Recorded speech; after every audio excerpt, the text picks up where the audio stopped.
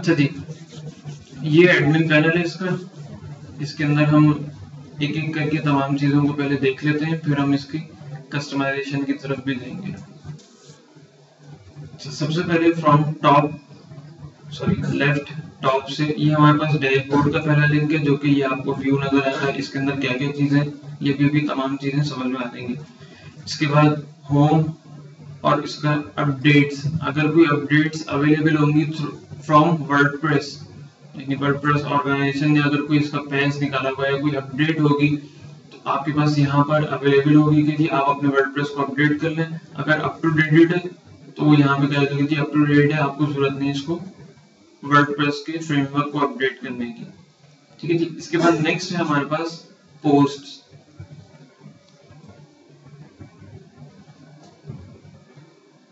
यहाँ पर आपके पास वो तमाम लिस्ट अवेलेबल होगी जितनी भी आप पोस्ट क्रिएट करते हैं, या कोई एंड यूजर या कोई एडमिन का या ऑथर या कंटेंट राइटर यहाँ पर जितनी भी पोस्ट ऐड करेगा वो यहाँ पर लिस्ट डाउन हो रही होंगी।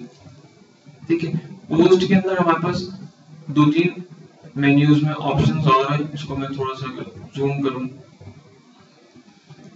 तो हमारे पास ऐड न्यू पोस्ट है और कैटेगरीज हैं कि जी आप मल्टीपल कैटेगरीज क्रिएट कर सकते हैं और हर पोस्ट को पर्टिकुलरली किसी कैटेगरी के अंदर ऐड कर सकते हैं, यानी कि आप कैटेगराइज कर सकते हैं कि जी ये पोस्ट, फॉर एग्जांपल अगर मैं न्यूज या की बात करूं तो मैं बोलूं कि जी स्पोर्ट्स है कैटेगरी एक, मेरे पास एक पाकिस्तान है, एक जो है वो पॉलिटिक्स है, एक मल्टीमीडिया है, एक एंटरटेनमेंट है, ईटीसी एक्सेट्रा। इस तरह की मैं मल्टीपल कैटेगरीज बना दूं और हर पोस्ट को with respect to category add करता चला जाऊं। ठीक है जी। और यहाँ पर चौथा ऑप्शन है टैग्स का। हर स्टोरी के अंदर आप कोई पर्टिकुलर टैग्स दे सकते हैं। टैग क्या होता है इस पे भी हम तफसील से बात करते हैं। फिलहाल ये जो मैं इस पेज के ऊपर आया हूं, यहाँ पर ये ऑल पोस्ट मेरे पास लिस्ट हो रही है। यहाँ पर मेरे पास अब इस पेज को अगर हम देखें तो मेरे पास ये ऑल का ऑप्शन है यहाँ पर। इसके बाद पब्लिश कि कितनी ऑल कितनी है, वो कह रहा है कि इस वक्त नंबर ऑफ पोस्ट जो है वो 1 है, और पब्लिश कितनी है उसका काउंट दिखा रहा है कि टोटल नंबर ऑफ जो पोस्ट जो पब्लिश है वो 1 है। इसके बाद यहाँ पर ये बल्क ऑप्शन आप डिलीट करते हैं या एडिट करना है तो यहाँ से आप पोस्ट को जस्ट सिलेक्ट कीजिए और यहाँ से जो भी आप एक्शन परफॉर्म करना चाहते हैं, मैं कहते हैं कि डिलीट कर दो तो ये डिलीट, मूव टू ट्रैश, ये डिलीट हो जाएगी। ये फिल्टर्स हैं, इसको सर्च करने के लिए विद रिस्पेक्ट टू कैटेगरीज आप फिल्टर कर सकते हैं, या विद रिस्पेक्ट टू डेट जो है वो आप तमाम पोस्ट को व्यू कर सकते हैं। और फाइनली इसके अंदर जब आप इस पोस्ट के ऊपर होवर करेंगे, माउस लेके जाएंगे तो आपको ये 4 ऑप्शन देता है कि एडिट कर लीजिए इस पोस्ट को। कोई क्या एडिट, यहीं पे आपको एडिट करने का ऑप्शन देता है कि नीचे एक डब्बा खुल जाएगा जिसके अंदर आप कुछ बेसिक मॉडिफिकेशन इसकी कर सकते हैं। फिलहाल मुझे नहीं करनी, या फिर आप इसको डिलीट कर दें या व्यू कर लें। ठीक है। फिलहाल मैं अगर इसके एडिट के ऊपर कंप्लीट एडिट पे जाता हूँ,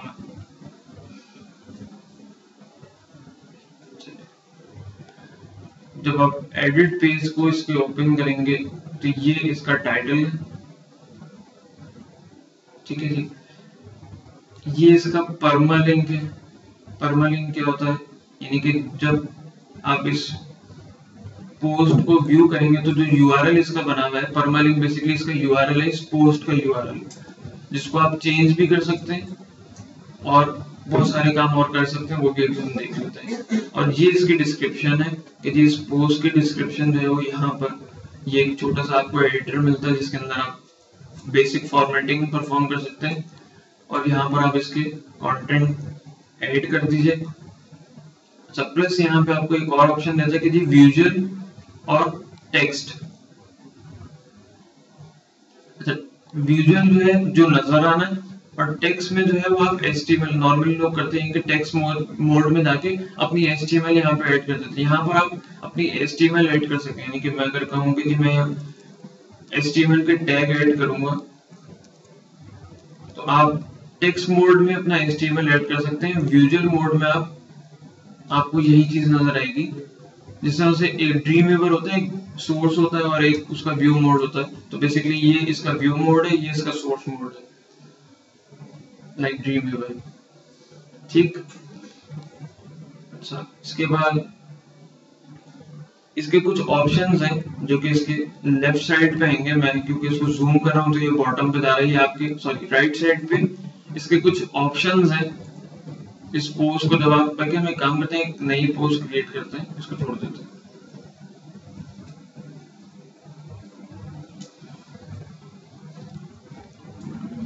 पाकिस्तान वर्सेस आयरलैंड।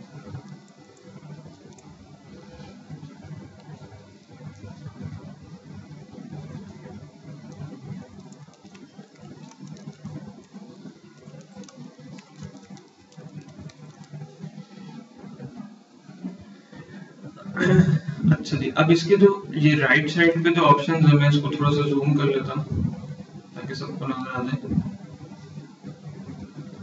अच्छा देखिए, ये पब्लिश का एक ऑप्शन है। मुझसे कहता है कि ये पब्लिश करने के लिए हम इसके साथ, इस पोस्ट के साथ क्या क्या काम परफॉर्म कर सकते हैं। या तो मैं इसको सेव ड्राफ्ट कर दूं, यानी कि ड्राफ्ट हो जाएगी, पब्लिश नहीं होगी।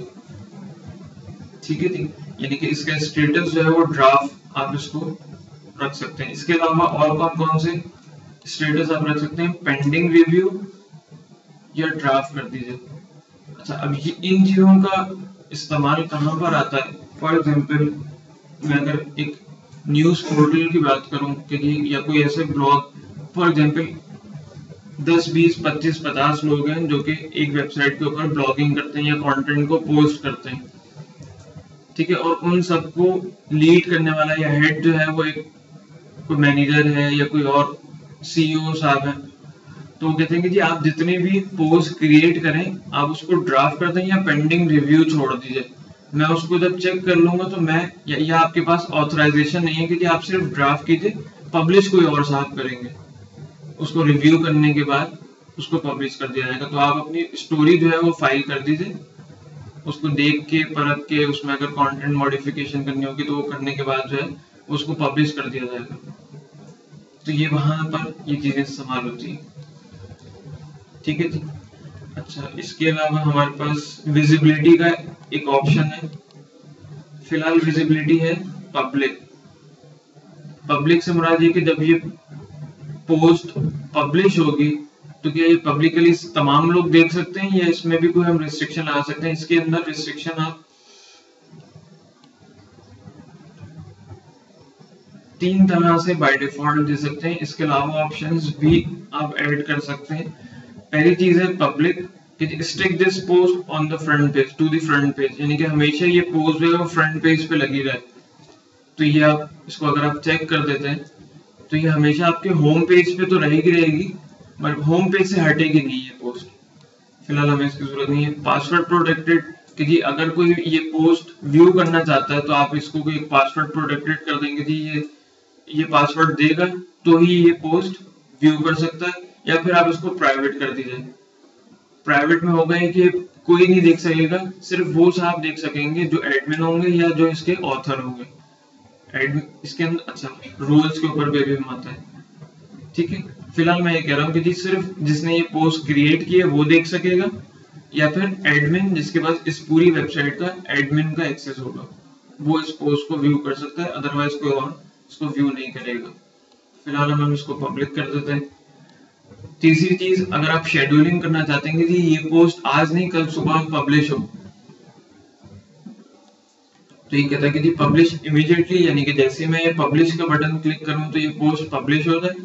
या फिर आपको इसको टाइम स्लॉट देना चाहते हैं, नहीं जी ये 16 तारीख को इतने बज के इतने मिनट पे पब्लिश हो, तो ये रखी रहेगी। जैसे ये टाइम आएगा तो ये ऑटोमेटिकली आपकी वेबसाइट पे जो है वो अपीयर हो जाएगी। तो हम इसको कहते हैं कि पोस्ट इमीडिएटली।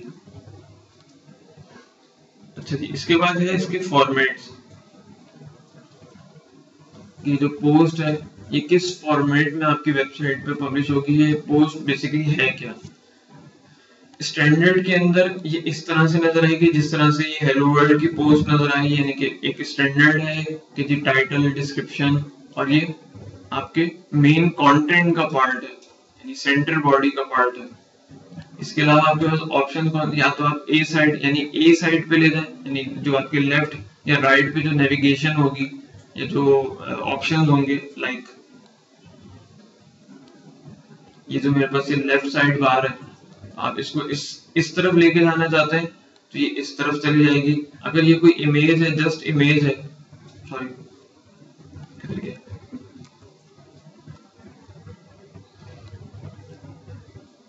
नहीं जी, सिर्फ आपने इसको इमेज के टाइप में व्यू करवाना है तो आप इमेज है, वीडियो है तो वीडियो के तौर पे दिखा दीजिए, कोड्स हैं, ये तमाम ऑप्शन है कि आपके कंटेंट या जो भी आप पब्लिश कर रहे हैं वो उसकी टाइप क्या है, या आपने उसको दिखाना किस जगह, ये उसकी बेसिकली फॉर्मेटिंग है। ठीक है जी। अच्छा, इसके बाद फिलहाल हम इसको स्टैंडर्ड ही रहने देते हैं। इसके बाद है कि जी इसको आपने किस कैटेगरी के अंदर ऐड करना है। फिलहाल मेरे पास कोई कैटेगरी मौजूद नहीं है तो मैं एक यहाँ पे कैटेगरी ऐड कर देता हूँ, स्पोर्ट्स, और इसकी कोई पेरेंट कैटेगरी है नहीं जी, मैं कहता हूँ कोई पेरेंट कैटेगरी नहीं है, ऐड न्यू कैटेगरी, ये स्पोर्ट्स ऐड हो गई और इसके ऊपर बाय डिफॉल्ट चेक भी लग गया कि जी ये पोस्ट जो है वो इस कैटेगरी के अंदर जाएगी। अच्छा जी, नीचे आते हैं, इसके साथ आपने टैगिंग करनी है, जिस तरह से नॉर्मली हैशटैग्स होते हैं फेसबुक या ट्विटर के ऊपर, तो इसी तरह से आप इसके टैग्स ऐड करते हैं, लेकिन यहाँ पे हैश नहीं लगाते। फॉर एग्जांपल मैं कहता हूँ कि जी इसका टैग होगा पाकिस्तान क्रिकेट, ये ऐड कर दीजिए क्रिकेट, और मैं कहता हूँ पाकिस्तान, और मैं कहता हूँ कि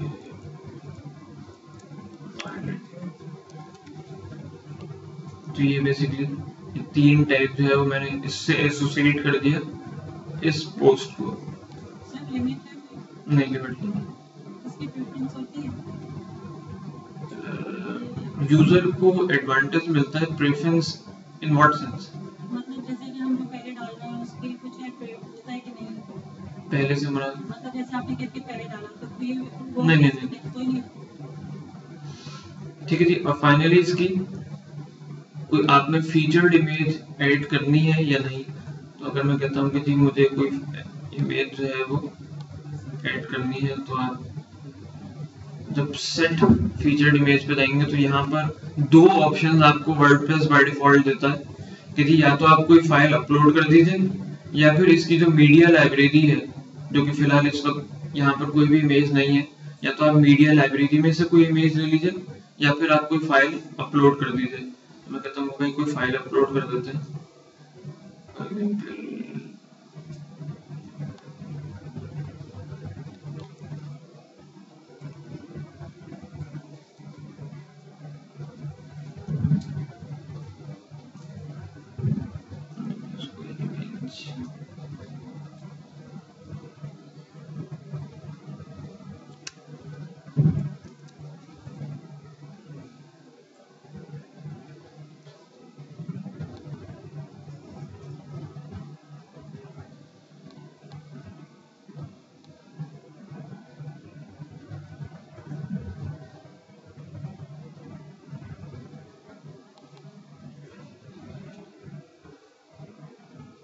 ये कोई बार इमेज है,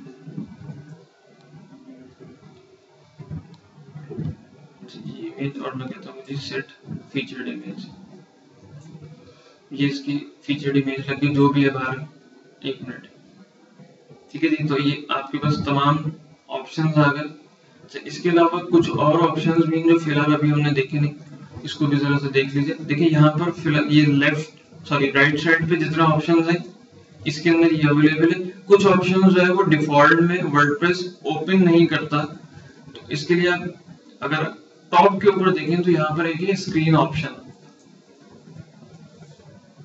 स्क्रीन ऑप्शन में आपसे पूछा कि जी एक्सर्ट दिखाना है, तो आप मैं अगर इस पे चेक में तमाम पे चेक लगाता हूँ, send trackbacks, custom fields, discussion, slug, author, ये तमाम ऑप्शंस में इसके ओपन कर देता हूँ और इन तमाम ऑप्शंस को हम देख लेते हैं कि किसका क्या काम है।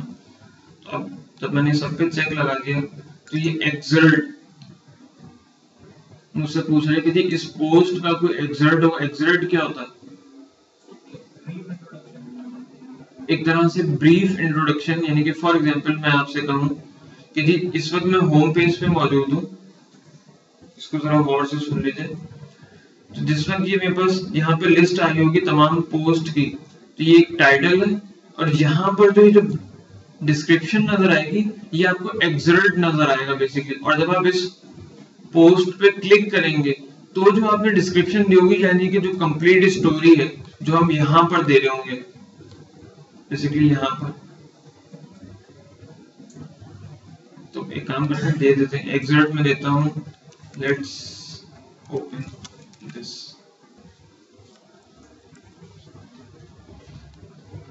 अच्छा, इसके अलावा एक और चीज है इसके अंदर, track back, send track back, और यहाँ पर दिया जाता है बेसिकली यूआरएल या मल्टीपल यूआरएल्स, एक से ज्यादा भी आप यूआरएल दे सकते हैं। ट्रैक बैकिंग एसईओ का है कोई हमारे पास, एसईओ जानता हो जी? थोड़ा टाइम हो गया। अच्छा, ट्रैक बैक क्या होता है? बैकलिंक्स, और आसान अल्फाज अगर सब समझ लें।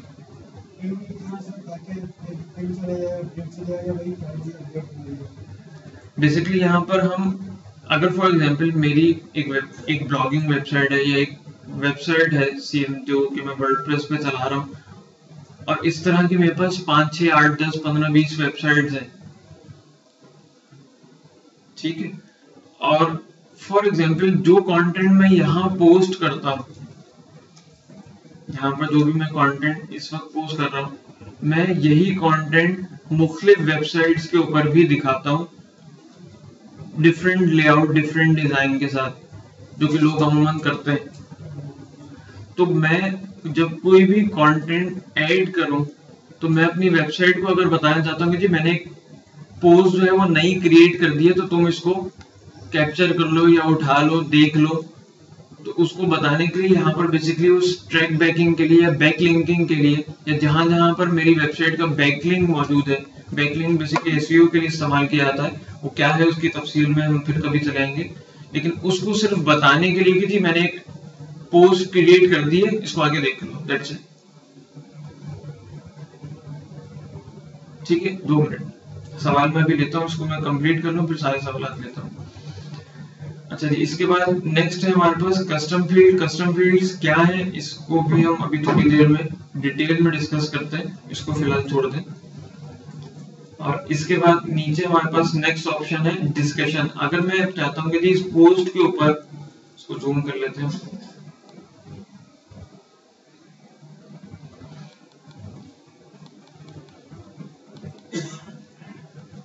अलाउ कमेंट्स, कि जी लोग इसके ऊपर आके अपने तबसरे दें, अपने इजहार ख्याल करें, तो आप इसको अलाउ कमेंट्स पे चेक रहेंगे तो इसके नीचे कमेंट बॉक्स आएगा। अगर आप यहाँ से इसको अनचेक कर देते हो तो यहाँ इस पोस्ट के ऊपर कमेंट बॉक्स नहीं आएगा। इसी तरह से अलाउ ट्रैक बैक या पिंग बैक अगर आप अलाउ करते हैं, वही चीज के जी अगर मैं इस ब्लॉग को पोस्ट करता हूँ और मुख्तलिफ वेबसाइट इसको पिंग करके इस डेटा को कैप्चर करती हैं, तो मैं क्या उनको डेटा कैप्चर करने दूं या ना करने दूं, या पिंग करने दूं या ना करने दूं। तो यहाँ पर अगर आप इसको भी मैं अनचेक कर देता हूँ, नहीं जी मुझे नहीं करना। इसके बाद ठीक है जी, ये बात क्लियर। डिस्कशन चौथी, इसके नेक्स्ट चीज है स्लग। स्लग पता है किसी को? मेटल स्लग, बेसिकली यहाँ पे मैं देता हूँ फॉर एग्जांपल पाक वर्सेस डैश आयरलैंड। तो ये जब मेरे पास पब्लिश होगी पोस्ट, तो यूआरएल के अंदर बेसिकली ये स्लग, यानी कि इसका जो यूआरएल बनेगा वो इसके साथ बनेगा। ये जो मैंने दिया है यहाँ पे, जो भी टेक्स्ट दे रहा हूँ, ये मेरे यूआरएल के अंदर आएगा, और इस यूआरएल के बैक के ऊपर क्या हो रहा होगा उस पर भी हम अभी बात करते हैं। ठीक है, बेसिकली ये यूआरएल के अंदर नजर आने के लिए ये एसईओ के पॉइंट ऑफ व्यू से कुछ चीजें ज्यादा देता है कि जी ये भी एसईओ के रिस्पेक्ट से जो स्लग आप यहाँ पर डाल रहे हैं।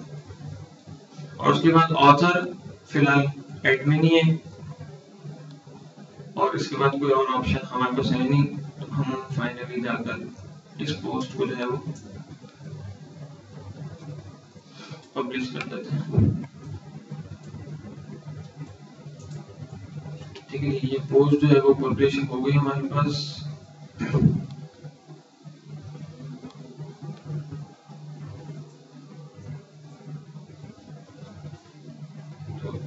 यहाँ पर पोस्ट नजर आ गई, कैटेगरी स्पोर्ट्स है, ऑथर जो है वो एडमिन साहब है, इसके जो टैग्स हैं वो क्रिकेट, आयरलैंड और पाकिस्तान है। कमेंट्स इसके ऊपर फिलहाल 0 हैं और 1 मिनट पहले ये पब्लिश हुई है। ठीक है जी, अब हम अपनी फ्रंट ऐप के ऊपर भी चले जाते हैं। ये जो है आपके पास पोस्ट जो है पब्लिश हो, ठीक है जी। ये इसकी इमेज है, ये टाइटल है, ये वो सारी चीजें, ये इसकी कैटेगरी और ये इसके टैग्स आ गए जो हमने दिए थे। डिफॉल्ट इसका टेम्पलेट इस तरह का है तो वो इस तरह से दिखा रहा है, इसको हम मॉडिफाई चेंज भी कर सकते हैं, वो भी अभी हम देख लेते हैं। अब सवाल पूछ लीजिए जो पूछना। स्लग अभी हमने इस्तेमाल नहीं किया। अभी हम जब अच्छा मैं कह रहा था कि जी ये यूआरएल के अंदर नजर आएगा, सर ये तो यूआरएल के अंदर आया नहीं, अभी तो आपने कहा था यूआरएल में आएगा। दोबारा से हम होम पेज पे जाते हैं, जब मैं इसके पोस्ट के ऊपर क्लिक करता हूँ तो ये स्लग तो आया नहीं, इसका यूआरएल जो है वो कुछ इस किस्म का है, p = 4। सर अभी तो आप कह रहे थे स्लग आएगा यूआरएल के अंदर, अभी आ जाएगा, थोड़ी देर में आता है। गलत नहीं कह रहा था, आएगा थोड़ी देर में आता है। अच्छा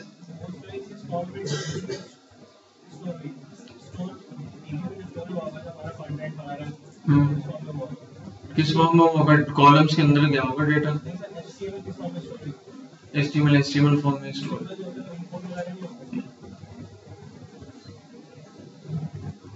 अच्छा जी, अब सवाल पूछ लीजिए, आप कुछ पूछ रहे थे। अब नहीं यूज होती टैगिंग एसईओ के लिए।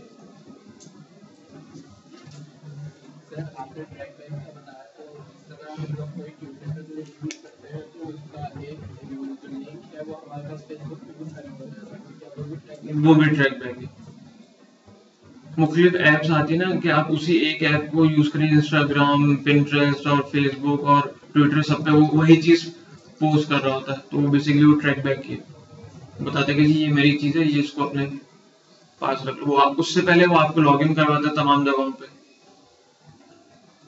वो बेसिकली ये चीज है। मजीद कोई सवाल?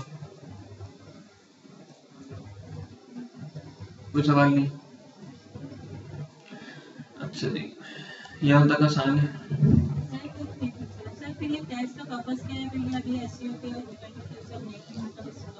यूजर पॉइंट ऑफ व्यू से ईज है, यूजर को थोड़ा सा ईज मिल जाता है।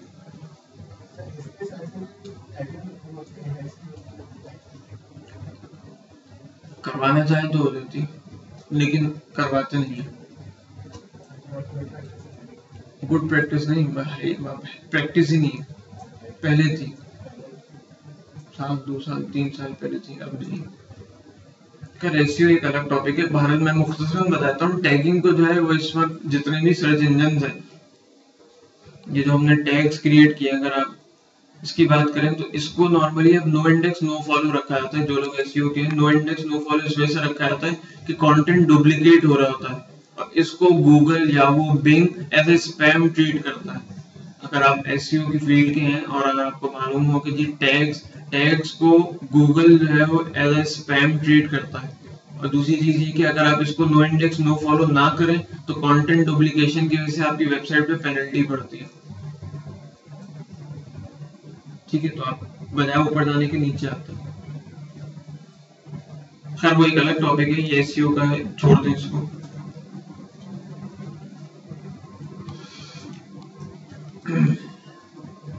अच्छा जी, नेक्स्ट हम चलते हैं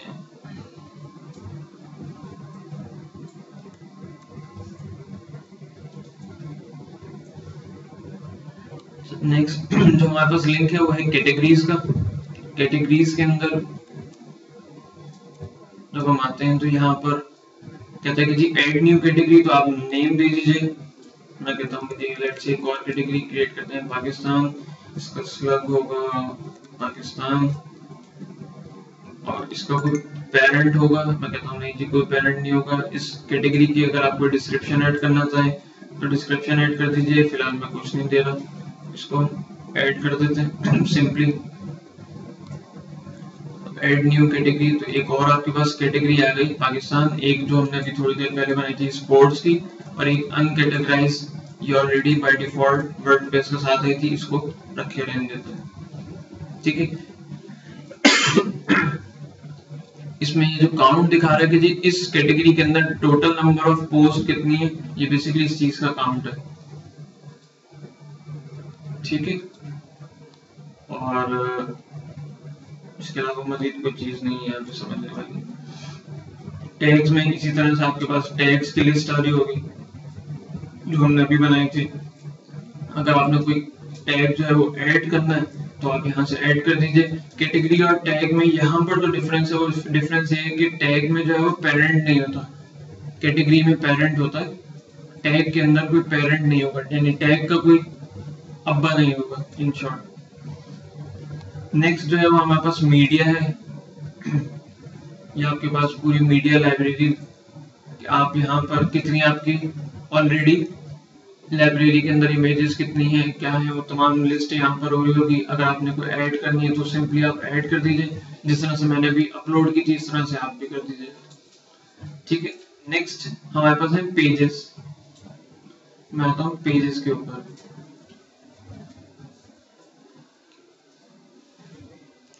फिलहाल यहाँ पे एक ऑलरेडी पेज मौजूद है, सैंपल पेज, जो कि हम यहाँ पर देख सकते हैं अवेलेबल।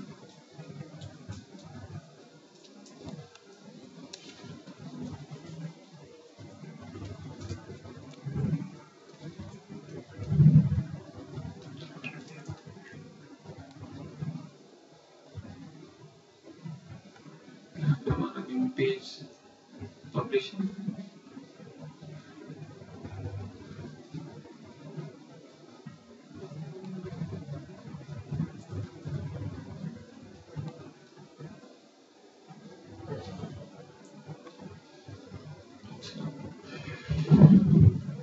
फिलहाल यहाँ पे फ्रंट के ऊपर हमारे पास ये पेज जो है वो व्यू नहीं किया हुआ, मतलब इसको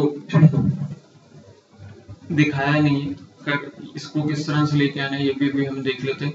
सेम जिस तरह से हमने एक पोस्ट क्रिएट की थी, इसी तरह से जब आप पेज क्रिएट करते हैं तो इसी तरह का आपको एक फॉर्म अवेलेबल है यहाँ पर, जहाँ पर आप इसका टाइटल दे दीजिए, इसके कंटेंट दे दीजिए, और वो तमाम चीजें जो पोस्ट के अंदर थी सेम इसके अंदर भी इसी तरह से है। फर्क यहाँ पर इतना आता है कि ये आपसे कैटेगरी नहीं पूछता, पेज जो है वो आपसे कोई कैटेगरी नहीं पूछेगा, पोस्ट आपसे कैटेगरी पूछी थी। ये फर्क यहाँ पर ये कि जी ये पूछा कि जी आपका कोई पेज का कोई पेरेंट है या नहीं है। ये आपसे कैटेगरी नहीं पूछेगा, ये आपसे सिर्फ पेज के सब पेज या पेज का कोई पेरेंट है ये आपसे पूछता है, कैटेगरी नहीं पूछता। और काफी सारे और ऑप्शंस भी आपको यहाँ पर नहीं देता।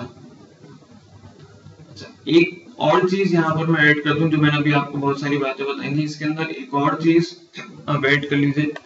जब हम कोई भी पेज क्रिएट करेंगे, यहाँ पर मैं पेज क्रिएट करता हूँ, for example my first page in WordPress.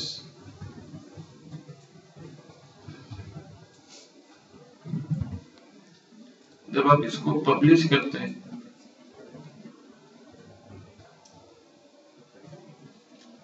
Publish हो गया। अब मैं दोबारा से इसकी फ्रंट ऐप के ऊपर आता हूँ।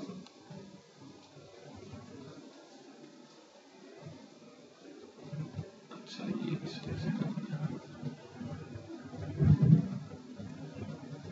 कहीं पे नजर आया? ये हमारी पोस्ट थी, ये भी हमारी पोस्ट है। पेज आपको कहीं नजर आ रहा है?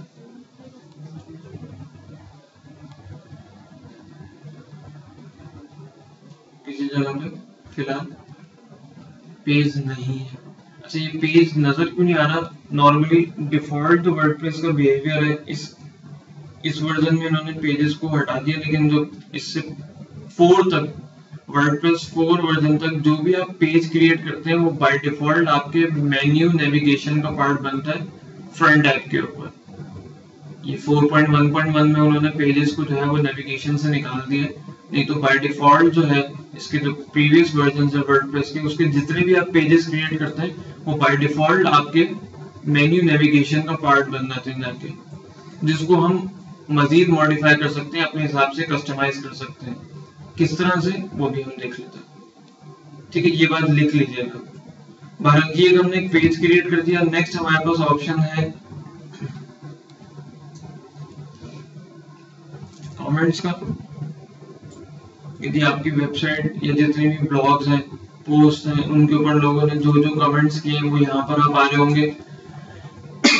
आप इसको, ये नॉर्मली मॉडरेटेड होते हैं बाय डिफॉल्ट। कोई कमेंट्स अगर कोई पब्लिश करता है आपकी वेबसाइट पे, तो जब तक आप उसको यहाँ से आके अप्रूव नहीं करते,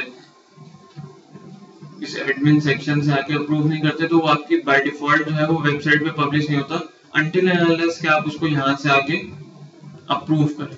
तो जब आप अप्रूव करेंगे तो वो जो है वो आपकी वेबसाइट पे जाकर पब्लिश हो जाएंगे। ठीक है, और नॉर्मली इसको मॉडरेट ही रखा जाता है। कोई आके कोई ऊट पटांग चीजें लिख दे तो नॉर्मली आप उसको डिलीट कर देते हैं या फिर स्पैम कर देते हैं, पब्लिश नहीं करता। ठीक है जी, क्लियर है यहाँ तक? अच्छा, अब हम चलते हैं। इसके बाद नेक्स्ट ऑप्शन है मेरे पास अपीयरेंस का, प्लगइन्स का, यूजर्स का, टूल्स और सेटिंग। मैं सबसे पहले सबसे लास्ट ऑप्शन पे चला जाता हूँ ताकि कुछ चीजें हमारी क्लियर हो जाए, तो हम बाकी चीजों को समझ सकें। अब मैं आता हूँ इसकी सेटिंग्स के अंदर। सबसे पहले हमारे पास है सेटिंग्स में जर्नल सेटिंग्स। जनरल सेटिंग में इस साइट का टाइटल जो हमने शुरू में दिया था, जिसको आप चेंज भी कर सकते हैं।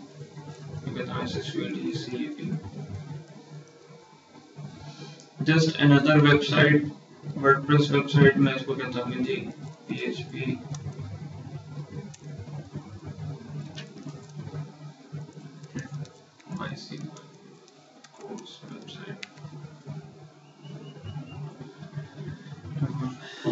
इसका URL, वर्डप्रेस एड्रेस URL और साइट URL यहाँ पर सेम ही है।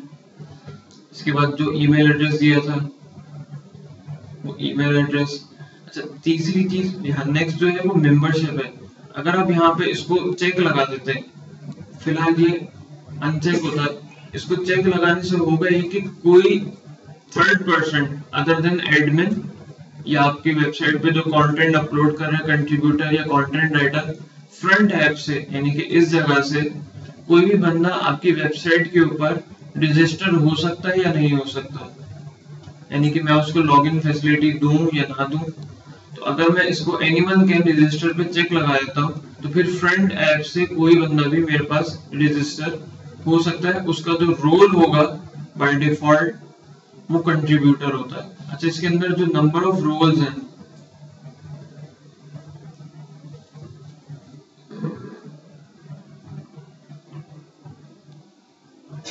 जो यूजर एक ऐड करते हैं हम, जब कोई भी एक नया यूजर क्रिएट करें तो हमारे पास जो नंबर ऑफ रोल्स हैं जो वर्डप्रेस देता है, एक होता है सब्सक्राइबर जो कि सिर्फ आपकी फ्रंट ऐप के कंटेंट्स को व्यू कर सकता है, यानी कि इस जगह पे रह सकता है।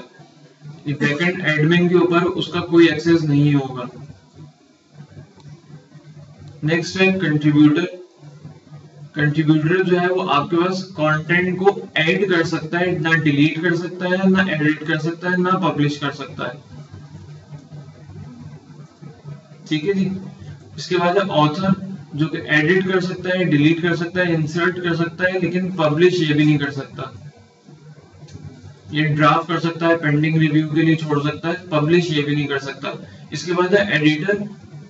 एडिटर सारे काम कर सकता है, लेकिन एडमिनिस्ट्रेटिव वाला रोल नहीं होता उसका। एडमिनिस्ट्रेटिव से कोई प्लगइन इंस्टॉल नहीं कर सकता, कोई डिलीट नहीं कर सकता, थीम की कोई मॉडिफिकेशन नहीं कर सकता, या आपकी वेबसाइट के जो कोर है उसमें कोई मॉडिफिकेशन नहीं कर सकता। बाकी एडमिन पैनल को पूरे को एक्सेस कर सकता है, यानी कि एडिट भी कर सकता है, डिलीट भी कर सकता है, पब्लिश भी कर सकता है। तमाम काम एडमिन पैनल के थ्रू एडिटर परफॉर्म कर सकता है और एडमिनिस्ट्रेटर सब काम कर सकता है। ठीक है जी, तो ये 4-5 रोल जो है वो बाय डिफॉल्ट वर्डप्रेस आपको प्रोवाइड करता है और हर रोल का एक्सेस जो है वो अलग अलग है। ठीक है, मजीद इसको देख लीजिएगा कि कौन कौन सी बाज स्क्रीन ऐसी हैं जो कि एडिटर और ऑथर देख सकते हैं, बाकी कंट्रीब्यूटर सब्सक्राइबर नहीं देख सकते। पूरी एक लिस्ट आपको गूगल पे मिल जाएगी कि जी रोल वाइज वर्डप्रेस की जो है वो आप बता दें कौन कौन सी जगहों पे एक्सेस कर सकते हैं, आपको एक पूरी लिस्ट मिल जाएगी बहुत इजीली। ठीक है जी, वापस मैं आता हूँ इसकी सेटिंग्स में और जनरल सेटिंग्स में।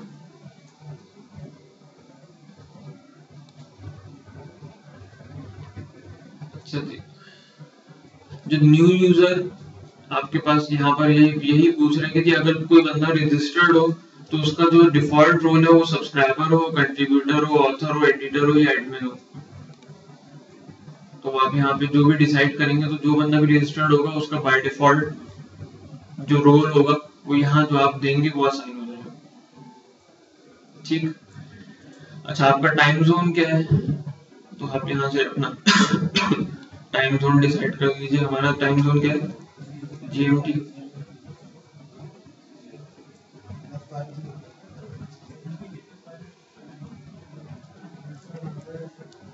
जी क्या कह रहे हैं, पाकिस्तान वो आ गया।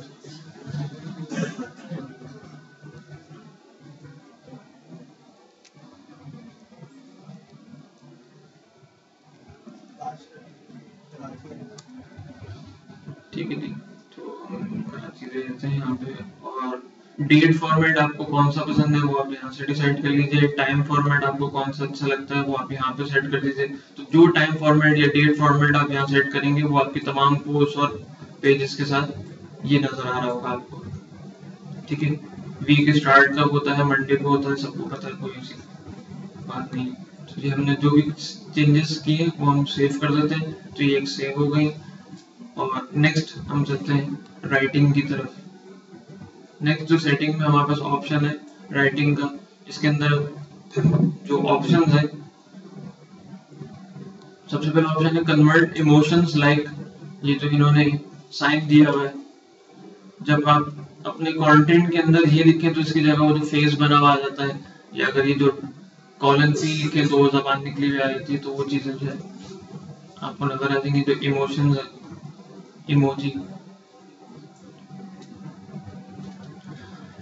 अच्छा, इस पे नॉर्मली चेक नहीं लगाया जाता और आप भी मत लगाइएगा।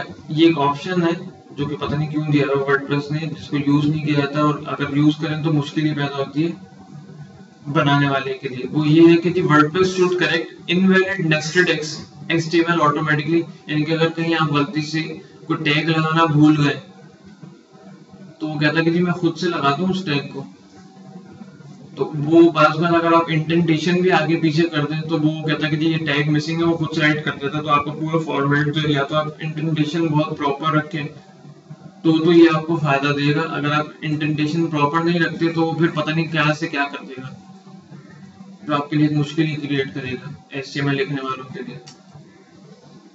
अच्छा जी, डिफॉल्ट पोस्ट, जो भी आपकी पोस्ट हो वो बाय डिफॉल्ट जो है, अगर आप कोई कैटेगरी असाइन ना करें उसको तो वो डिफॉल्ट किस कैटेगरी के अंदर चली जाए। डिफॉल्ट अनकैटेगराइज है तो उसको अनकैटेगराइज रहेंगे जी। डिफॉल्ट पोस्ट फॉर्मेट जो है वो स्टैंडर्ड रखना है तो हम इसको भी स्टैंडर्ड रखते हैं।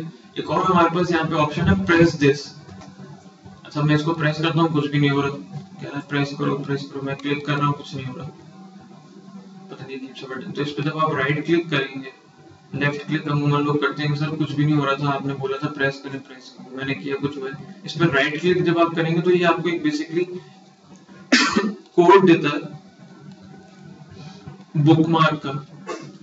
इफ योर बुकमार्क, इस कोड को आप अपने अगर बुकमार्क में ऐड कर लें तो यहाँ पर आपको एक ये बटन दे देगा इस जगह पे।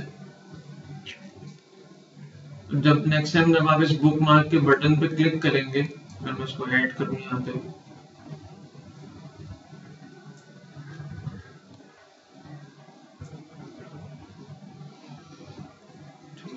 एडिट कर रहा हूँ फिलहाल। जब आप इसको एडिट करेंगे तो यहाँ पर आपको ये ऑप्शन ये देता है कि जब आप इस पर क्लिक करेंगे तो बाय डिफॉल्ट ये पोस्ट क्रिएट करने वाला पेज आपको ओपन कर देता है।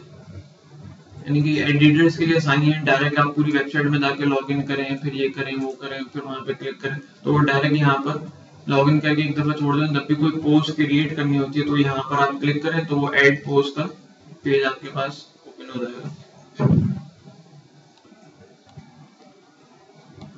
नेक्स्ट जो है वो आपके पास कुछ मेल सर्वर की कॉन्फ़िगरेशन है और दैट्स इट। नेक्स्ट जो है वो रीडिंग के ऑप्शंस हैं, इसको भी जल्दी से देख लेते हैं। फ्रंट पेज पे जो डिस्प्ले हो, आपकी लेटेस्ट पोस्ट हो या कोई स्टैटिक पेज हो या जो आप चाहें। फ्रंट पेज में आप कहते हैं नहीं जी मैं चाहता हूँ कि जी फ्रंट पेज ये हो और पोस्ट पेज जो है वो मेरा ये हो फॉर एग्जांपल, तो आप यहाँ से इसको चेंज करते हैं। बाय डिफॉल्ट जो है वो योर लेटेस्ट पोस्ट जो है वो क्रोनोलॉजिकल ऑर्डर में आपके पास डिस्प्ले हो रही होती है। एक पेज पे नंबर ऑफ पोस्ट कितनी नजर आए 10, इसको आप बढ़ा सकते हैं पेजिनेशन के लिए। फीड के अंदर जो इसकी फीड है आरएसएस फीड, उसमें कितनी पोस्ट जानी चाहिए, बाय डिफॉल्ट 10 है, आप इसका काउंट भी बढ़ा सकते हैं 20, 25, 50, 100 व्हाटएवर जो भी आप रखना चाहें। अच्छा, अभी हमने जब यहाँ पर पोस्ट क्रिएट की थी हमने कहा था कि जी जो एक्सर्ट हमने दिया है वो नजर आएगा, लेकिन यहाँ पे डिस्क्रिप्शन नजर आ रही थी। मैंने आपसे कहा था कि जी एक्सर्ट नजर आएगा और जब आप उस पर क्लिक करेंगे तो आपको फिर फुल स्टोरी नजर आएगी जो आप डिस्क्रिप्शन में देंगे। तो उसका ऑप्शन आप यहाँ से सेट कर दीजिए कि जी for each article in feed show full text या समरी। समरी जो है वो आपके एक्सर्ट है, ये बेसिकली फीड के बारे में कह रहा है, लेकिन इसका ऑप्शन अभी हमारे पास अवेलेबल है। इसी तरह के एक और ऑप्शन आगे आएगा, अभी हम थोड़ी देर में देखते हैं, जिसमें आप उसको सेट कर देंगे कि फुल टेक्स्ट दिखाना है या समरी दिखानी है अपनी पोस्ट के ऊपर। ये बेसिकली फीड का है कि फीड के अंदर आपकी फुल टेक्स्ट जाना चाहिए, यानी कि जो आरएसएस के थ्रू कोई और आपकी फीड को रीड करेगा। आरएसएस का पता है किसी कोई ऐसा जिसको नाम मालूम? आरएसएस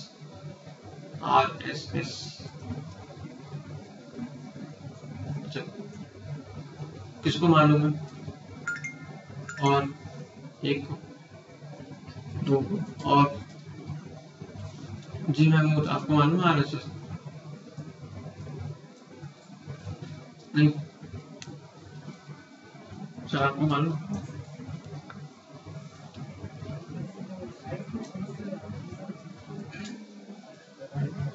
अच्छा, जरा जिनको मालूम है जरा थोड़ा सा आप बता दें, थोड़ा सा मैं बता देता हूँ। बाबा से बोला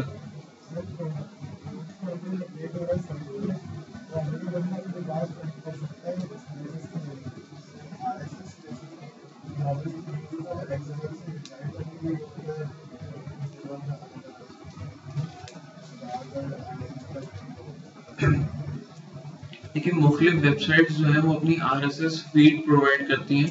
आरएसएस फीड जो है बेसिकली किसी भी वेबसाइट के कंटेंट है जो कि third party, for example BBC की अगर वेबसाइट की हम बात करें या सीएनएन की वेबसाइट की हम बात करें तो सीएनएन अपनी आरएसएस फीड देती है पब्लिकली, जिसके थ्रू आप उसके कंटेंट्स को अपनी वेबसाइट के ऊपर पब्लिश कर सकते हैं या अपनी किसी ऐप के ऊपर पब्लिश कर सकते हैं, जिसको वो कहते हैं कि जी हाँ ये पब्लिकली आप इसको यूज कर सकते हैं। जिसके अंदर वो लिंक नजर आ रहा था कि जी पावर्ड बाय सीएनएन या content provide by thanks by जो है वो सीएनएन या बीबीसी व्हाटएवर। तो वो जो कंटेंट प्रोवाइडर है वो खुद से अपनी एक फीड बनाता है, बेसिकली इसको आरएसएस फीड कहा जाता है, जो कि in the form of XML होती है। एक्सएमएल के थ्रू जो है वो अपनी फीड को जो है वो पब्लिश करता है। मुझे आप किसी भी वेबसाइट पे जाके बीबीसी पे देख लीजिएगा, याहू पे देख लीजिएगा, जितनी और न्यूज वेबसाइट्स हैं ये अपनी आरएसएस फीड देती है जो कि in the form of XML होती है, जिसको आप वो अपनी वेबसाइट पे पब्लिश करते हैं और उस आरएसएस के थ्रू आप उसको फेच कर सकते हैं। बजाय इसके कि जी मैं वेबसाइट पे जाके एक एक स्टोरी पढ़ो, वो नॉर्मली आम यूजर के लिए नहीं होती, वो उनके लिए जिन्होंने उस कंटेंट को अपने पास इस्तेमाल करना है या अपनी वेबसाइट पे पब्लिश करना है या यूज करना है। एंड यूजर के लिए या हमारे आपके पढ़ने के लिए आरएसएस नहीं होती, वो सिर्फ उन्हीं लोगों के लिए जिसने उसको यूज करके अपनी जगह किसी जगह पर उसको इस्तेमाल करना है। ठीक है, तो ये आरएसएस फीड कहलाती है नॉर्मली। इसकी एग्जैक्ट डेफिनेशन तो नहीं मैं दे रहा, लेकिन उसका यूजेस बता रहा हूँ। एग्जैक्ट डेफिनेशन आप देख लीजिएगा जी।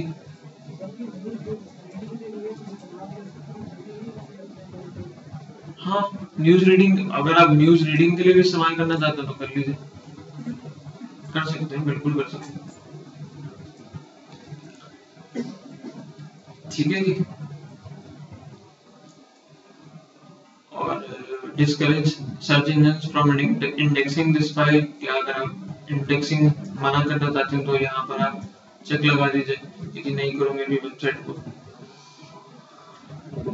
नेक्स्ट जो सेटिंग में हमारे पास प्रोवाइड है डिस्कशन, तो ये डिस्कशन के कुछ ऑप्शंस आपको देता है। आई होप कि मुझे इसको एक्सप्लेन करने की जरूरत नहीं है, आप सिर्फ पढ़ के भी आप आइडिया लगा सकते हैं। For example, attempt to notify any blog link to from link to the from the article. अगर आप नोटिफाई करवाना चाहते हैं, आर्टिकल आपने पब्लिश किया, किसी ब्लॉग को नोटिफाई करवाना चाहते हैं, तो आप अटेम्प्ट नोटिफाई करते हैं या नहीं करते, तो आप चेक लगा दें, चेक कर दें। इसी तरह comments, for example other comment setting, comment author must fill out name and email, कि आप उसका नाम और ईमेल लेना चाहते हैं या नहीं लेना चाहते, या सिर्फ कमेंट्स लेना चाहते हैं। तो ये वो तमाम छोटी मोटी सेटिंग्स हैं जो कि आपके कमेंट सेक्शंस में इस्तेमाल होंगी, या देख लीजिएगा। इसमें आई होप कि कोई परेशानी नहीं होगी। शो अवतार, जैसे कमेंट जिसने दिया उसका कोई डिस्प्ले पिक्चर आपने दिखानी है नहीं दिखानी, इसी तरह की ये कुछ ऑप्शन है जो आई होप कि कोई प्रॉब्लम क्रिएट नहीं करेंगे आप। अगर हो तो पूछ लीजिएगा। अच्छा जी, मीडिया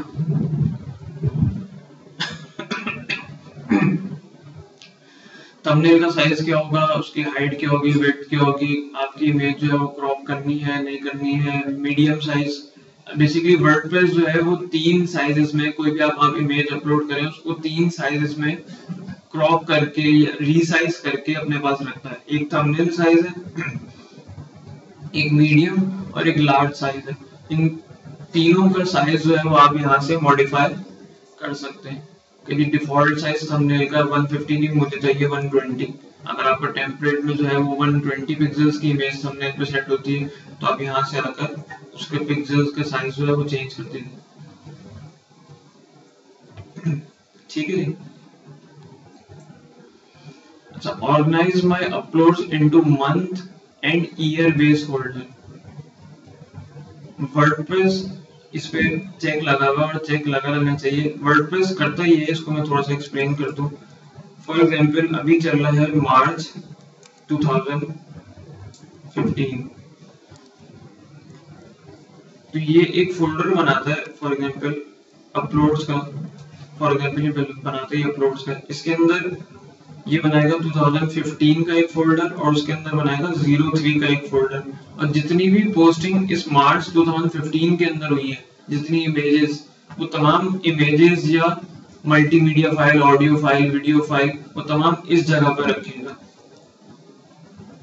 फिर जब आपका मंथ चेंज हुआ, अप्रैल 2015 आया, तो ये अपलोड्स के अंदर 2015 के फोल्डर के अंदर एक और फोल्डर बनाएगा 04, और जो अप्रैल 2015 में अपलोडिंग होगी उन तमाम इमेजेस को इस जगह पे रखेगा। इसी तरह मार्च के बाद अप्रैल, मई, जून, हर महीने का फोल्डर अलग क्रिएट करता है और उसके अंदर तमाम फाइल्स को अपलोड करता है। लेकिन जब आप मीडिया लाइब्रेरी में देखेंगे तो वो आपको कंबाइन करके तमाम फाइल्स दिखाएगा। ये नहीं होगा कि जी मार्च अप्रैल अलग अलग दिखा रहा हूँ, वहां पे सब आपको एक साथ इकट्ठी दिखाएगा, लेकिन अपलोड करते हुए इस तरह से डिवाइड करके रखता है। ठीक है, इसकी कोई खास वजह, इसका कोई बेनिफिट इस तरह से क्यों करता है? नहीं नहीं, और कोई वजह? बहुत बड़ा रीजन है। इस तरह से वर्डप्रेस जो ब्रेक कर रहा है, इसका कोई बेनिफिट में नजर आ रहा है आपको? नहीं। और मैं इसको एक फोल्डर में भी कर सकता है जी। सॉरी, वन मंथ वाइज, हाँ वो तो रख रहा है, तो इसका फायदा क्या हो रहा है जी? क्या करना इजी होगा? हाँ, फेच करना इजी होगा, यकीनन होगा।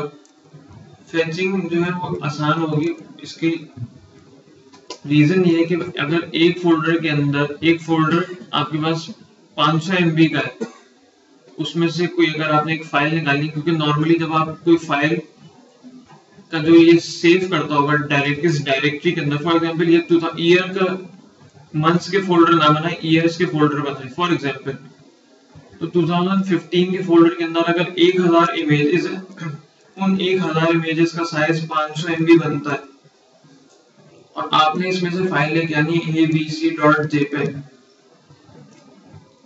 तो फोल्डर के अंदर इस फाइल को जाके तलाश करके लाने में इस 500 MB के अंदर से उसको ज्यादा टाइम लगेगा निस्बतन 50 MB में से।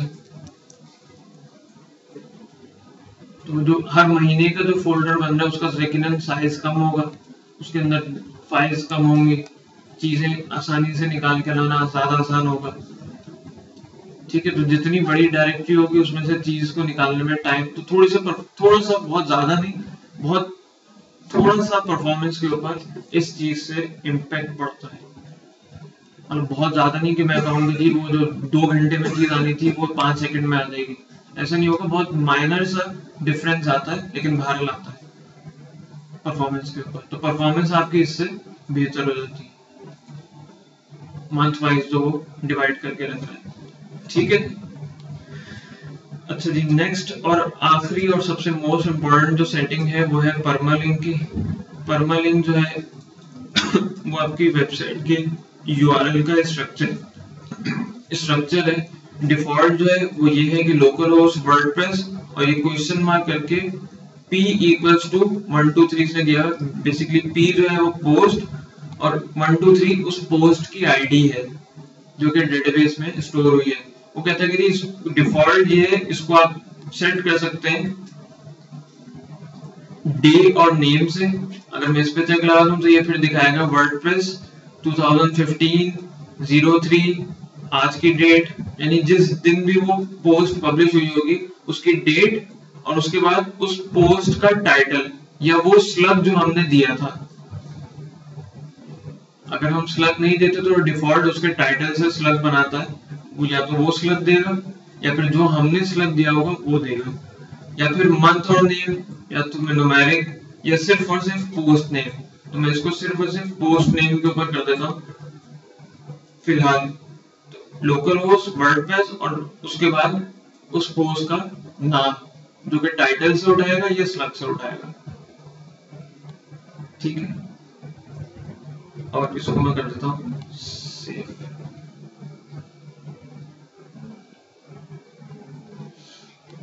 अब हम वापस यहाँ पर आते हैं, इसको एग्जीक्यूट करते हैं।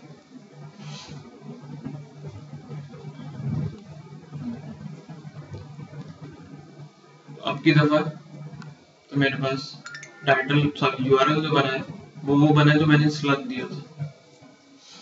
ठीक है, और अगर दूसरी पोस्ट देखूं इसकी जो कि हेलो वर्ल्ड थी, तो इसमें कोई स्लग मौजूद नहीं था, लेकिन ये टाइटल के हिसाब से इसने URL क्रिएट किया हेलो वर्ल्ड। ठीक है जी। अच्छा, यहाँ पर एक एहतियात की ये जरूरत है कि जब आप डिसाइड करें कि मुझे कौन सी टाइप का परमालिंक इस्तेमाल करना है, यानी कि मंथ और नेम दिखाना है, डे और नेम दिखाना है, या न्यूमेरिक में दिखाना है, कि जिस तरह से डायरेक्ट वो आर्काइव करके आगे उसकी आईडी दे दे। जो भी आप सेटिंग यहाँ से डिसाइड करें, इसको चेंज मत कीजिएगा। फिर एक दफा डिसाइड कर लें सोच समझ के, जब आप डिसाइड कर लें सोच समझ के, उसके बाद इसको ये नहीं कि यार अभी तो अब मैंने ये कर दिया, 5 महीने बाद 6 महीने बाद आपने कहा कि ये अच्छा नहीं लगा, एक काम करता हूँ मैं ये वाली टाइप ले लेता हूँ। तो होगा ये कि गूगल ने जितने भी पेजेस आपके इस तरह से इंडेक्स किए होंगे, ये पेजेस हो जाएंगे 404 पेज नॉट फाउंड, और अब वो दोबारा से नए सिरे से आपकी पूरी वेबसाइट को इंडेक्स करे with respect to new URL, और इन यूआरएल को वो 404 के ऊपर, तो ये आपको पेनलाइज कर देगा क्योंकि आपके 50,000 पेजेस तो 404 है, अब मैं नए सिरे से जो भी इंडेक्स करूं तो फिर वो एक तरह से एक नई, यूं समझ लें कि एक दफा से आपने वेबसाइट को नहीं फॉर्मेट नहीं किया, उसकी कलम की वो क्या कहते हैं उसकी गर्दन उड़ा दी, मतलब एक और एक नया जो है वो सामने आप ले आए कि ये नई प्रोडक्ट, जो एक प्रोडक्ट चल रही थी उसको आपने एटम बम मार के उसको तबाह कर दिया और नई प्रोडक्ट लेके आ गए, हालांकि चीज वही है। तो ये एसईओ पॉइंट ऑफ व्यू से आपको बहुत ज्यादा जो है वो नुकसानदेह, अगर आप ये चीजें रोजाना की बेसिस पे खेल कूद करते हुए चेंज करें। एक दफा सोच समझ के डिसाइड कर लें कि जी आप किस टाइप का यूआरएल चाहिए और फिर उसको छेड़ें। या अगर बहुत मजबूरी में चेंज भी करना पड़ जाए तो इसके फिर हल है कि जी आप अपने पुराने पेजेस को किस तरह से नए पेजेस पे लेके आते हैं, इसके फिर आप गूगल कर लीजिएगा कि जी वो किस तरह से एसईओ की टेक्निक्स इस्तेमाल की जाती हैं, जो भी करते हैं वो कर लीजिएगा। ठीक है, यहाँ तक कोई सवाल कोई परेशानी? जी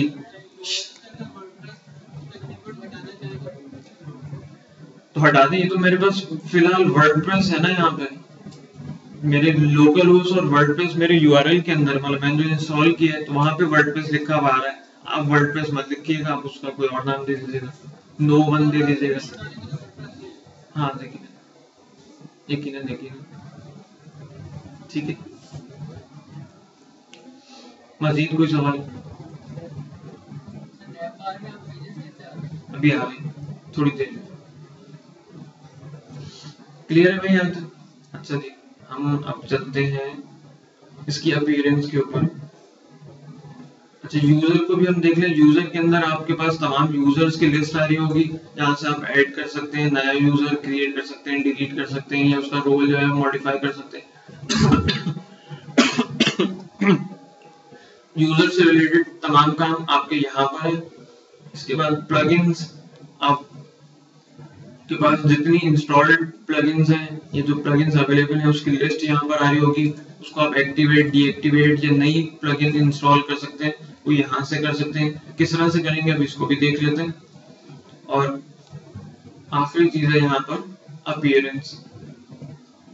अपीयरेंस के अंदर आपके पास ये थीम्स अवेलेबल हैं, जो कि बाय डिफॉल्ट वर्डप्रेस जब आप इंस्टॉल करेंगे तो आपको मिलेंगी 2015, 2014 और 2013। 2012 भी है और 2011 भी है। ठीक है, फिलहाल ये 3 है। अच्छा, यहाँ पर ये 3 थीम्स आपके पास अवेलेबल हैं। इसके अलावा इसकी कस्टमाइजेशन, इस थीम की कस्टमाइजेशन है। विजेट्स कहते हैं छोटे छोटे ब्लॉक्स को। इस तरह से अगर मैं यहाँ पर बात करूं, ये जो लेफ्ट नेविगेशन, ये जो लेफ्ट मेन्यू बार आ रही है ये वाली लेफ्ट साइड पे, तो ये जो रीसेंट पोस्ट है ये एक विजेट है, रीसेंट कमेंट्स जो है ये एक विजेट है, आर्काइव ये एक विजेट है। जितनी भी चीजें हैं यहाँ पर ये तमाम एक विजेट्स है। इन विजेट्स को भी किस तरह से मॉडिफाई या हटा सकते हैं। फॉर एग्जांपल मैं अगर यहाँ पर जाता हूँ, विजेट्स के ऊपर मैं क्लिक करता हूँ, तो देखिए विजेट, ये मेरा विजेट एरिया, ये बेसिकली वो विजेट एरिया है जो मेरे लेफ्ट साइड पे इस्तेमाल हो रहा है वेबसाइट की। सॉरी, ऊपर चला गया। ये जो चीजें यहाँ पर लिस्ट हो रही हैं ये बेसिकली विजेट्स में यहाँ पर नजर आ रही है। जैसे कि पहला सर्च है, फिर रिसेंट पोस्ट है, कमेंट्स, आर्काइव। मैं कहता हूँ कि मुझे आर्काइव नहीं चाहिए, तो आप आर्काइव निकाल दीजिए, जस्ट ड्रैग एंड ड्रॉप। मुझे मेटा नहीं चाहिए, मेटा निकाल दीजिए। और उसके बाद अच्छा निकाल दिया, सेव हो गया। जस्ट आपने यहाँ से इसको रिमूव करना है और दोबारा से मैं आके इसको पेज को रिफ्रेश करता हूँ।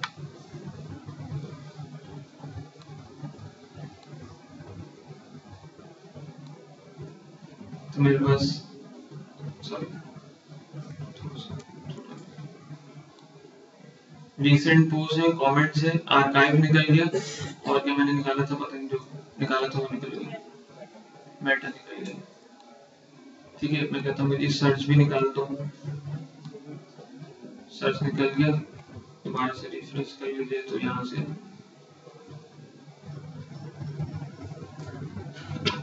सर्च आपका रिमूव हो गया। और कौन कौन सी चीजें अवेलेबल हैं, मैं कहता हूँ जी मुझे यहाँ पर कैलेंडर दिखा दो।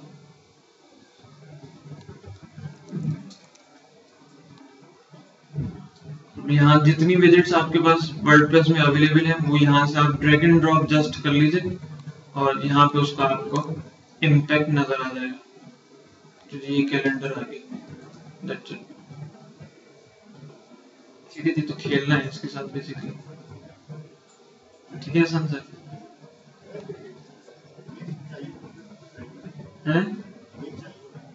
अच्छा, अभी मैं आ रहा हूँ उसके ऊपर, मैं कुछ चीजें एक्सप्लेन कर दूं, फिर दोबारा से आपकी सवालात की तरफ आता हूँ। ठीक है,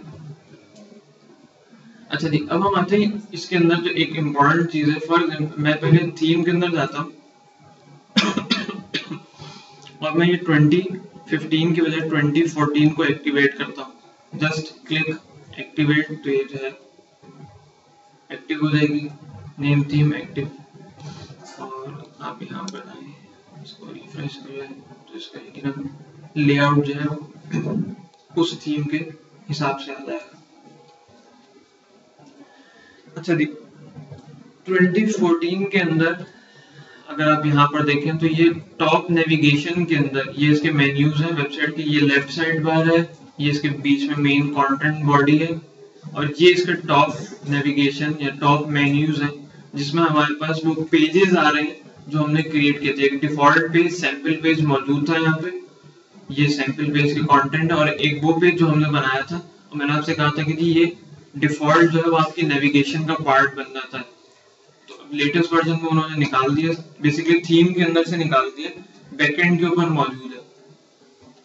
थीम की कस्टमाइजेशन के अंदर उन्होंने जो पेजेस हैं उसको मेन्यूज से निकाल दिया। बेसिकली जितने भी आप पेजेस क्रिएट करते जाएंगे वो यहाँ पर आपके पास मेन्यूज के अंदर नेविगेशन का पार्ट बन जाएंगे 2014 तक। इससे पुरानी थीम्स जितनी भी एक्टिवेट कर जाएंगे उसके अंदर भी यही फीचर था। तो अभी लेटेस्ट 2015 के अंदर जो थीम उन्होंने दी है उसके अंदर वो पेजेस जो है वो नेविगेशन में नहीं जाते। अच्छा, अब नेविगेशन को कंट्रोल करने का तरीकाकार हमें वर्डप्रेस इटसेल्फ देता है। अगर आप मेन्यूज के अंदर जाएं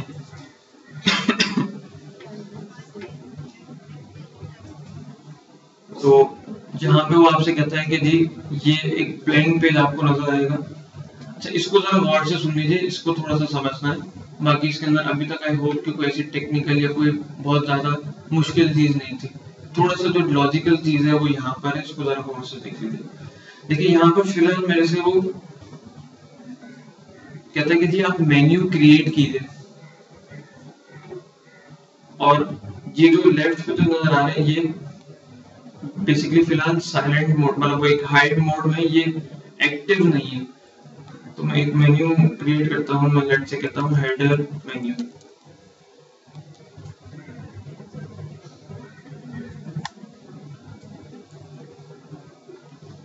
जब ये हेडर मेन्यू क्रिएट कर लेता हूँ तो ये मुझे कुछ मजीद इसके ऑप्शंस देता है कि auto add page, automatically add new top level pages to this menu. यानी कि अगर मैं इस पर क्लिक कर देता हूं तो जो भी पेज क्रिएट होगा वो इस नेविगेशन का पार्ट बन जाए या ना बने। मैं कहता हूँ नहीं जी नहीं बनाना मुझे। ठीक है, अच्छा, थीम की लोकेशन के टॉप प्राइमरी मेन्यू या सेकेंडरी मेन्यू। सेकेंडरी मेन्यू ये लेफ्ट साइड बार पे दिखाएगा, यानी कि नेविगेशन के अंदर लेफ्ट में, या फिर टॉप के ऊपर। मैं कहता हूँ ये टॉप प्राइमरी मेन्यू है मेरा ये। ठीक है, प्लस अच्छा मैं पहले इसको ऐड कर देता हूँ, मैंने इसको अपडेट कर दिया। दोबारा से हम अगर अपने वेबसाइट के ऊपर आए, अब की दफा आपके जो पेजेस हैं वो यहाँ से रिमूव हो गए, जो अभी थोड़ी देर पहले थे वो अभी यहाँ पर मौजूद नहीं है। अब मुझे इस मेन्यू के अंदर चीजों को ऐड करना है, तो ये इस चीज की प्रिविलेजेस, इस चीज की जो ऐड करने की जो सलाही वो है फीचर, वो वर्डप्रेस आपको अपने हाथ में देता है कि आपने इस मेन्यू के अंदर, मैं कहता हूँ कि मुझे सैंपल पेज ऐड करना है, ऐड टू मेन्यू, मैं कहता हूँ ये my first page, add to menu, ये भी आपके मेन्यू के अंदर ऐड हो गया। अब कहता है कोई लिंक ऐड करना है, तो मैं कहता हूँ हाँ जी लिंक ऐड करना है www.google.com और मेन्यू में टेक्स्ट इसका नजर है गूगल, ऐड टू मेन्यू, तो ये एक स्टैटिक लिंक आपके मेन्यू में ऐड हो जाएगा। फिर अगर आपने कोई कैटेगरीज ऐड करनी है, जितनी भी हमने कैटेगरीज बनाई थी, मैं कहता हूँ कि मुझे स्पोर्ट्स को इसमें ऐड करना है, स्पोर्ट्स ऐड हो गया। अगर आपने इसकी ऑर्डरिंग चेंज करनी है, मुझे यहाँ अच्छा लग रहा है भाई, यहाँ पे देखो स्पोर्ट्स पेज, यहाँ पे देखो गूगल, यहाँ पे, तो आप इसकी ऑर्डरिंग, सही मुझे सब मेन्यू नहीं बनाना, अगर आपने सब मेन्यू बनाना है तो इसको सिर्फ आप थोड़ा सा पकड़ के, कान पकड़ के इसका आगे खींच दें तो ये सब मेन्यू बन जाएगा इस ऊपर वाले पेज का। फिलहाल मुझे सब मेन्यू नहीं बनाना, आप इस तरह से कीजिए और सेव कर दीजिए। तो अब जो चीज आप चाहेंगे वो चीज आपके मेन्यू का पार्ट बनेगी, जो चीज नहीं चाहेंगे वो चीज आपके मेन्यू के अंदर नहीं आएगी। ठीक है जी, ये सेव हो गया। एक दफा फिर जाते हैं और इसको रिफ्रेश कर लेते हैं, लेट्स सी। तो ये स्पोर्ट्स आ गया, गूगल आ गया, सैंपल पेज आ गया, माय फर्स्ट पेज, वो चीजें जो आपने मेन्यू के अंदर डिसाइड की थी वो आपके मेन्यू के अंदर आ गई। जो चीज आप निकालना चाहें वो निकाल दें, जो चीज ऐड करना चाहें वो ऐड कर दीजिए। तो ये तमाम कंट्रोल है वो आपके अपने हाथ में। ठीक है, कोई परेशानी? लोग गुमसुम देख रहे होंगे। स्कोर कितना हो गया भाई? सर स्कोर क्या हो गया? नहीं मान, मैं बता देता हूँ। 154 पे 2 आउट है, सरफराज 71 पे, मिसबाह भाई जो है वो 12 पे खेल रहे हैं और 30 ओवर हो चुके हैं, 84 रन चाहिए जीतने के लिए। ठीक है जी, यहाँ तक क्लियर? कोई सवाल मजीद? अच्छा जी, एक दो चीजें इसके इंटरफेस से रिलेटेड रह गई हैं। अच्छा, अब हम आते हैं हेडर के अंदर, एडिटर और बैकग्राउंड, ये 3 ऑप्शंस हैं। हेडर के अंदर अगर मैं आता हूँ तो इसको गौर से देख लीजिए, तो ये बेसिकली आपकी थीम की कस्टमाइजेशन के लिए आपको चीजें प्रोवाइड करता है कि जी आपने हेडर के अंदर कोई इमेज लगानी है, इसकी बैकग्राउंड इमेज कोई सेट करनी है, नेविगेशन के अंदर टॉप प्राइमरी मेन्यू कौन सा देना है, सेकेंडरी मेन्यू कौन सा देना है, विजेट्स कौन कौन से आप इस्तेमाल कर रहे हैं प्राइमरी साइड बार के अंदर, वो तमाम चीजें जो आपके पेज, बेसिकली पेज लेआउट से रिलेटेड जितने काम है वो आप सारे के सारे यहाँ से कर सकते हैं। जो भी मॉडिफिकेशन करेंगे वो आपको यहाँ पे व्यू नजर आएगा उसका, आपको जो अच्छा लगे वो करने के बाद आप उसको जस्ट सेव कर दीजिए तो सेव हो जाएगा।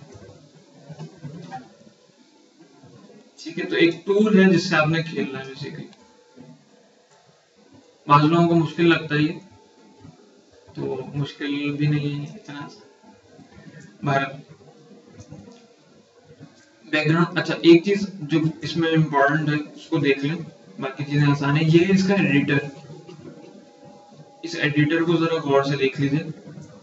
ये एडिटर बेसिकली आपके टेम्पलेट की, जो भी आप टेम्पलेट यूज करें, इस वक्त मैं 2014 यूज कर रहा हूं, तो ये राइट साइड पे इस टेम्पलेट की जितनी फाइल्स हैं, कोर इसकी जो फाइल्स है पीएचपी की या इमेजेस, वो तमाम चीजें मुझे यहाँ पर ये राइट साइड पे देता है। क्योंकि ये तमाम, फॉर एग्जांपल मैं अगर कहूँ कि जी कंटेंट साइड बार, तो अगर आप इसके ऊपर क्लिक करते हैं तो ये इसका कोड जो है वो आपको यहाँ पर पीएचपी का जो कोड है वो यहाँ पर एडिटर के अंदर लाकर देता है। जो भी आप मॉडिफिकेशन यहाँ से करके सेव करेंगे तो पीएचपी की फाइल के अंदर जाके मॉडिफाई करेगा और उसको सेव कर देगा।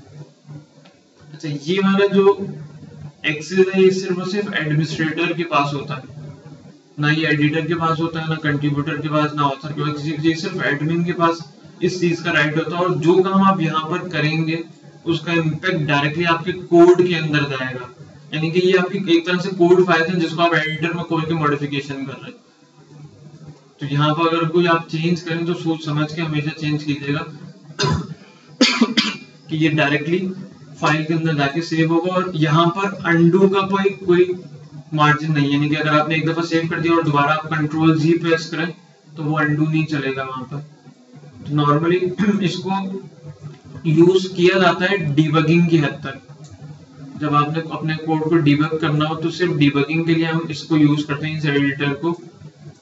वरना हम जब काम कर रहे हैं तो हम ये कोड एडिटर के ऊपर ही काम करते हैं और उसके बाद इन फाइल्स को अपलोड करते हैं और फिर अपने इम्पैक्ट को या जो भी आपने काम किया होता है, चेंज किया होता है, उसको देखते हैं। ठीक है, वहां यहाँ से सिर्फ और सिर्फ डिबगिंग के लिए, छोटी मोटी मॉडिफिकेशन के लिए इस्तेमाल किया जाता है। कभी भी बड़े काम के लिए इस एडिटर को इस्तेमाल नहीं किया था और अच्छी प्रैक्टिस भी नहीं है। उन्होंने दे दिया तो एक फीचर है जो कि एग्जिस्ट करता है, इसको इस्तेमाल कर सकते हैं, लेकिन इस्तेमाल करते हुए बहुत फूंक के इस्तेमाल करना चाहिए इसको। ठीक है जी, यहाँ तक क्लियर? कोई सवाल, कोई चीज रह गई हमारी? इस प्लगइन अभी हम इंस्टॉल कर लेंगे, वो मसला नहीं। तमाम चीजें होंगी। अच्छा हाँ, टूल्स रह गए। अवेलेबल टूल्स कौन कौन से हमारे पास? एक तो ये टूल है जिसको मैं कह रहा था कि प्रेस दिस, राइट क्लिक अगर आप इस पे प्रेस करेंगे तो एक ये टूल है। दूसरा आपके पास इंपोर्ट और एक्सपोर्ट का ऑप्शन है। डिफॉल्ट में अगर आप तमाम अपनी पोस्ट जो भी आपके डेटाबेस के अंदर है, इसको आप पोस्ट और पेज या ऑल कंटेंट, तो ये आपको एक एक्सपोर्ट फाइल बना के दे देगा जो कि आप किसी और जगह पे इंस्टॉल या एक तरह से बैकअप ले लें आप। ये एक्सपोर्ट का ऑप्शन जो है वो आपकी वेबसाइट का बैकअप लेने के लिए इस्तेमाल किया जाता है। ठीक है, और इंपोर्ट के अंदर आपके पास, जैसे मैं भी आपको बताया था कि आरएसएस का एक ऑप्शन है। तो अगर आपके पास किसी, फिलहाल इंटरनेट नहीं चल रहा, अगर आपके पास ये इंस्टॉल हो जाएगी आरएसएस की प्लगइन जो कि इंपोर्ट के लिए इस्तेमाल होगी, आपके पास किसी वेबसाइट का यूआरएल है आरएसएस का, तो आप इसको सिर्फ वो यूआरएल दें तो उसकी उस वेबसाइट के आरएसएस के अंदर जितनी पोस्ट मौजूद होंगी वो तमाम की तमाम फेच करके लाके आपकी वेबसाइट पे पब्लिश कर देगा। अगर आपने ब्लॉगर से उठाना है या ब्लॉग रोल से उठाना है, लाइव जर्नल, मुख्तलिफ ये वेबसाइट्स हैं जो कि ब्लॉगिंग या आरएसएस प्रोवाइड करती हैं, और आरएसएस किसी भी वेबसाइट की आरएसएस हो सकती है। तो वहां से अगर आपने उठाए तो ये तमाम फीचर्स आपको ये प्रोवाइड करता है। ये तमाम चीजें प्लगइन्स के तौर पे इंस्टॉल हो जाएंगी। इसको खेल के, इंटरनेट नहीं चल रहा, आप खेल के देख लीजिएगा। अगर कोई परेशानी हो, आई होप कि नहीं होगी, अगर हो तो पूछ लीजिएगा। ठीक है, तो ये टूल्स आपके पास, इसमें जो बेसिक, जो बहुत ज्यादा फ्रीक्वेंटली हम नॉर्मली इस्तेमाल कर रहे होते हैं, वो बैकअप लेने के लिए अपने ये एक्सपोर्ट का ऑप्शन यूज कर रहे होते हैं कि वीकली या मंथली हम अपनी पूरी एप्लीकेशन का, पूरी वेबसाइट का जो है वो बैकअप लेते हैं यहाँ से। ये आपको एक फाइल बना के दे देता है जो कि आप सेव कर लेते हैं अपने हार्ड ड्राइव पे फिजिकली। अगर कहीं कोई मिसहैप हो जाए तो यहाँ से वापस इंपोर्ट करके आप अपने डिफॉल्ट स्टेट पे चले जाते हैं। अच्छा, ये कोड का बैकअप नहीं लेता। एक चीज मैं और ऐड कर दूं, ये कोड का जो डाउनलोड एक्सपोर्ट फाइल है, ये आपके सिर्फ डेटाबेस है, जितनी ब्लॉग्स हैं, पोस्ट हैं, पेजेस हैं, उनका ये बैकअप लेगा, आपकी कोड का बैकअप नहीं लेता है। दो तीन फॉर्मेट्स में देता है, CSV भी दे देगा आपको, एक्सेल फाइल भी दे देगा, PDF भी दे देगा। SQL ले लें, SQL ले लें, हमारे लिए भी काम जी, कंटेंट। ठीक है जी, यहाँ तक क्लियर है? बैकएंड पे दार है, जल्दी के। अच्छा जी, अभी हो रहे हैं 3:13, 3:30 बजे वापस आते हैं, फिर हम इसकी टेम्पलेट कस्टमाइजेशन को स्टार्ट करते हैं। 15 मिनट का ब्रेक लेंगे, 1 घंटे का काम होगा इसके बाद।